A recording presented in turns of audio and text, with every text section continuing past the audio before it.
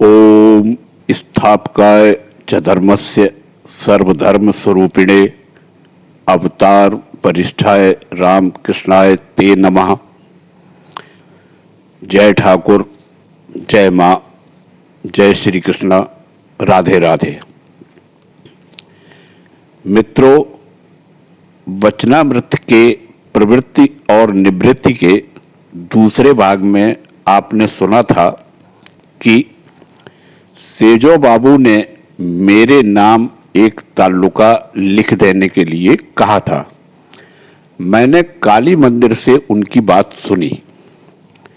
सेजो बाबू और हृदय के साथ सलाह मशवरा कर रहे थे। मैंने सेजो बाबू से जाकर कहा, देखो, ऐसा विचार न करो, इसमें मेरा बड़ा नुकसान है। अब उससे आगे की वचनामृत प्रस्तुत है, आप लोग ध्यान देकर सुनिए। अधर बोले, जैसी बात आप कह रहे हैं, सृष्टि के आरंभ से अब तक ज्यादा से ज्यादा 6 या 7 ही ऐसे हुए होंगे।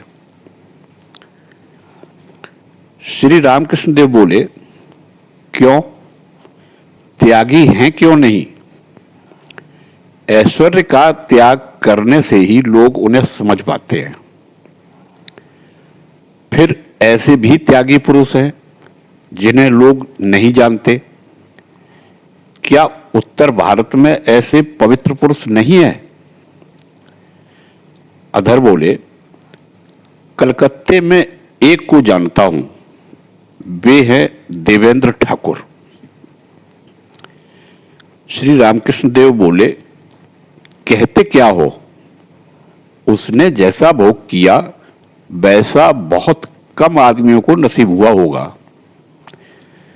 जब सेजो बाबू के साथ मैं उनके वहां गया तब देखा, छोटे छोटे उसके कितने ही लड़के थे। डॉक्टर आया हुआ था, नुस्खा लिख रहा था। जिसके 8 लड़के और ऊपर से लड़कियां हैं, वह ईश्वर की चिंता न करे तो कौन करेगा?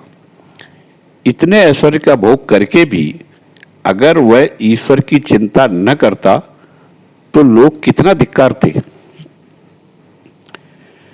निरंजन बोले, द्वारकानाथ ठाकुर का सब कर्ज उन्होंने चुका दिया था। श्री रामकृष्ण देव बोले, चल रख ये सब बातें, अब जला मत। शक्ति के रहते भी जो बाप का किया हुआ कर्ज नहीं चुकाता, वह भी कोई आदमी है। हां, बात यह है कि संसारी लोग बिल्कुल डूबे रहते हैं। उनकी तुलना में वह बहुत अच्छा था, उन्हें शिक्षा मिलेगी। यथार्थ त्यागी भक्त और संसारी भक्त में बड़ा अंतर है। यथार्थ सन्यासी, सच्चा त्यागी भक्त मधुमक्खी की तरह है। मधुमक्खी फूल को छोड़ और किसी चीज पर नहीं बैठती, मधु को छोड़ और किसी चीज का ग्रहण नहीं करती। संसारी भक्त दूसरी मक्खियों के समान है, जो बर्फियों पर भी बैठती है और सड़े घावों पर भी। अभी देखो तो वे ईश्वरी भावों में मग्न है, थोड़ी देर में देखो तो कामिनी और कांचन को लेकर मतवाले हो जाते हैं। सच्चा त्यागी भक्त चातक के समान होता है। चातक स्वाति नक्षत्र के जल को छोड़ और पानी नहीं पीता। 7 समुद्र और 13 नदियां भले ही भरी रहें, वह दूसरा पानी हरगिज नहीं पी सकता। सच्चा भक्त कामिनी और कांचन को छू भी नहीं सकता, पास भी नहीं रख सकता, क्योंकि कहीं आसक्ति ना आ जाए। अधर बोले, चैतन्य ने भी भोग किया था। श्री रामकृष्ण देव चौंक कर बोले, क्या भोग किया था? अधर बोले, उतने बड़े पंडित थे, कितना मान था। श्री रामकृष्ण देव बोले, दूसरों की दृष्टि में वह मान था, उनकी दृष्टि में कुछ नहीं था। मुझे तुम जैसा डिप्टी माने अथवा यह छोटा निरंजन, मेरे लिए दोनों एक हैं। सच कहता हूं, एक धनी आदमी मेरे बस में रहे, ऐसा भाव मेरे मन में नहीं पैदा होता। मनमोहन ने कहा है, सुरेंद्र कहता था राखाल इनके पास रहता है, इसका दावा हो सकता है। मैंने कहा, कौन है रे सुरेंद्र, जिसकी दरी और तकिया यहां है और जो 10 रुपया महीना देता है, उसकी इतनी हिम्मत कि वह ऐसी बात कहे। अधर बोले, क्या 10 रुपये प्रति महीना देते हैं? श्री रामकृष्ण देव बोले, 10 रुपये में 2 महीने का खर्च चलता है। कुछ भक्त यहां रहते हैं, वह भक्तों की सेवा के लिए खर्च देता है, यह उसी के लिए पुण्य है, इसमें मेरा क्या है? मैं राखाल और नरेंद्र आदि को प्यार करता हूं, तो क्या किसी अपने लाभ के लिए? मास्टर बोले, यह प्यार मां के प्यार की तरह है। श्री रामकृष्ण देव बोले, मां फिर भी इस आशा से बहुत कुछ करती है कि नौकरी करके खिलाएगा। मैं जो इन्हें प्यार करता हूं, इसका कारण यह है कि मैं इन्हें साक्षात नारायण देखता हूं। यह बात की बात नहीं है। अदर से बोले, सुनो, दिया जलाने पर कीड़ों की कमी नहीं रहती है। उन्हें पा लेने पर फिर भी सब बंदोबस्त कर देते हैं, कोई कमी नहीं रह जाती। वे जब हृदय में आते हैं, तब सेवा करने वाले बहुत इकट्ठे हो जाते हैं। एक कम उम्र सन्यासी किसी गृहस्थ के यहां भिक्षा के लिए गया। वह जन्म से ही सन्यासी था, संसार की बातें कुछ न जानता था। गृहस्थ की एक युवती लड़की ने आकर भिक्षा दी। सन्यासी ने कहा, मां, इसकी छाती में कितने बड़े बड़े फोड़े हुए हैं। उस लड़की की मां ने कहा, नहीं महाराज, इसके पेट से बच्चा होगा। बच्चे को दूध पिलाने के लिए ईश्वर ने इसे स्तन दिए हैं, इन्हीं स्तनों का दूध बच्चा पिएगा। तब सन्यासी ने कहा, फिर सोच किस बात की है? मैं अब क्यों भिक्षा मांगूं? जिन्होंने मेरी सृष्टि की है, वे ही मुझे खाने को भी देंगे। सुनो, जिस यार के लिए सब कुछ छोड़कर स्त्री चली आई है, उससे मौका आने पर वह अवश्य कह सकती है कि तेरी छाती पर चढ़कर भोजन वस्त्र लूंगी। मेरे गुरुदेव कहते थे कि एक राजा ने सोने की थाली और सोने के गिलास में साधुओं को भोजन करवाया था। काशी में मैंने देखा, बड़े बड़े महंतों का बड़ा मान है। कितने ही पश्चिम के अमीर हाथ जोड़े हुए उनके सामने खड़े थे और कह रहे थे, कुछ आज्ञा हो। परंतु जो सच्चा साधु है, यथार्थ त्यागी है, वह न तो सोने की थाली चाहता है और न मान, परंतु यह भी है कि ईश्वर उनके लिए किसी बात की कमी नहीं रखते। उन्हें पाने के लिए प्रयत्न करते हुए जिसे जिस चीज की जरूरत होती है, वे पूरी कर देते हैं। आप हाकिम हैं, क्या कहूं? जो कुछ अच्छा समझो वही करो, मैं तो मूर्ख हूं। अधर हंसते हुए भक्तों से बोले, क्या ये मेरी परीक्षा ले रहे हैं? श्री रामकृष्ण देव हंसते हुए बोले, निवृत्ति ही अच्छी है। देखो ना, मैंने दस्तखत नहीं किए। ईश्वर ही वस्तु हैं और सब अवस्तु। हाजरा भक्तों के पास जमीन पर आकर बैठे। हाजरा कभी कभी सोहम सोहम किया करते हैं। वे लाटू आदि भक्तों से कहते हैं, उनकी पूजा करके क्या होता है, उन्हीं की वस्तु उन्हें ही दी जाती है। एक दिन उन्होंने नरेंद्र से भी यही बात कही थी। श्री रामकृष्ण देव हाजरा से कह रहे हैं, लाटू से मैंने कहा था, कौन किसकी भक्ति करता है? हाजरा बोले, भक्त आप ही अपने को पुकारता है। श्री रामकृष्ण देव बोले, यह तो बड़ी ऊंची बात है।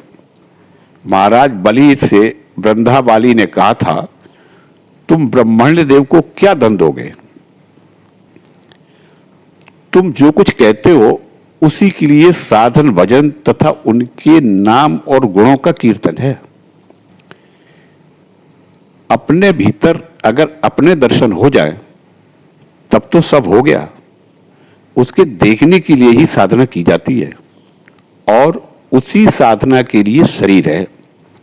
जब तक सोने की मूर्ति नहीं ढल जाती तब तक मिट्टी के सांचे की जरूरत रहती है। सोने की मूर्ति बन जाने पर मिट्टी का सांचा फेंक दिया जाता है। ईश्वर के दर्शन हो जाने पर शरीर का त्याग किया जा सकता है। वे केवल अंतर में ही नहीं है, बाहर भी है। काली मंदिर में मां ने मुझे दिखाया सब कुछ चिन्मय है। मां स्वयं सब कुछ बनी है। प्रतिमा, मैं, पूजा की चीजें, पत्थर, सब चिन्मय है। इसका साक्षात्कार करने के लिए ही साधन, भजन, नाम, गुण, कीर्तन आदि सब है। इसके लिए ही उन्हें भक्ति करना है। वे लाटू आदि भक्त अभी साधारण भावों को लेकर हैं, अभी इतनी ऊंची अवस्था नहीं हुई है। वे लोग भक्ति लेकर हैं और उनसे सोहम आदि बातें न कहना। अधर और निरंजन जलपान करने के लिए बरामदे में गए। मास्टर श्री रामकृष्ण देव के पास जमीन पर बैठे हुए हैं। अधर हंसते हुए बोले, हम लोगों की इतनी बातें हो गई, लेकिन ये मास्टर कुछ भी नहीं बोले।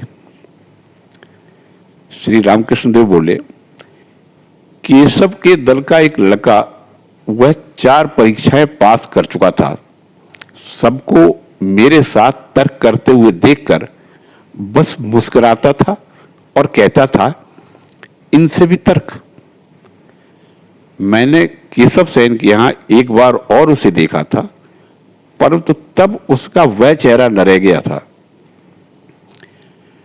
विष्णु मंदिर के पुजारी राम चक्रवर्ती श्री रामकृष्ण देव के कमरे में आए। श्री रामकृष्ण देव कह रहे हैं, देखो राम, तुमने क्या दयाल से मन की बात कही है? नहीं नहीं, इसे कहने की जरूरत नहीं है, बड़ी बड़ी बातें हो गई हैं। रात में श्री रामकृष्ण देव काली के प्रसाद की 2-1 पूड़ियां तथा सूजी की खीर खाते हैं। श्री रामकृष्ण देव जमीन पर आसन पर प्रसाद पाने के लिए बैठे। पास ही मास्टर बैठे हुए हैं, लाटू भी कमरे में हैं। भक्तगण संदेश तथा कुछ मिठाइयां ले आए थे। एक संदेश लेते ही श्री रामकृष्ण देव ने कहा, यह किसका संदेश है? इतना कहकर खीर वाले कटोरे से निकालकर उन्होंने वह नीचे डाल दिया। मास्टर और लाटू से बोले, यह मैं सब जानता हूं, आनंद चटर्जी का लड़का ले आया है, जो घोषपाड़ा वाली औरत के पास जाता है। लाटू ने एक दूसरी बर्फी देने के लिए पूछा। श्री रामकृष्ण देव बोले, किशोरी लाया है? लाटू बोले, क्या इसे दूं? श्री रामकृष्ण देव हंसते हुए बोले, हां। मास्टर अंग्रेजी पढ़े हुए हैं। श्री रामकृष्ण देव उनसे कहने लगे, सब लोगों की चीजें नहीं खा सकता, क्या यह सब तुम मानते हो? मास्टर बोले, देखता हूं, धीरे धीरे मानना पड़ेगा। श्री रामकृष्ण देव बोले, हां। श्री रामकृष्ण देव पश्चिम वाले गोल बरामदे में हाथ धोने के लिए गए। मास्टर हाथ पर पानी छोड़ रहे हैं। शरत काल है, चांद निकला हुआ है, आकाश निर्मल है, भागीरथी का हृदय स्वच्छ दर्पण के समान झलक रहा है। भाटा का समय है, भागीरथी दक्षिण की ओर बह रही है। मुंह धोते हुए श्री रामकृष्ण देव मास्टर से कह रहे हैं, तो नारायण को 1 रुपया दोगे ना? मास्टर बोले, जी हां, जैसी आज्ञा, जरूर दूंगा। प्रवृत्ति और निवृत्ति का तीसरा और अंतिम भाग यही समाप्त होता है। धर्म संबंधी नई नई प्रामाणिक जानकारी पाने के लिए अपने चैनल नई रोशनी से जुड़े रहें। आप सभी का कल्याण हो। जय ठाकुर, जय मां, जय श्री कृष्णा, राधे राधे।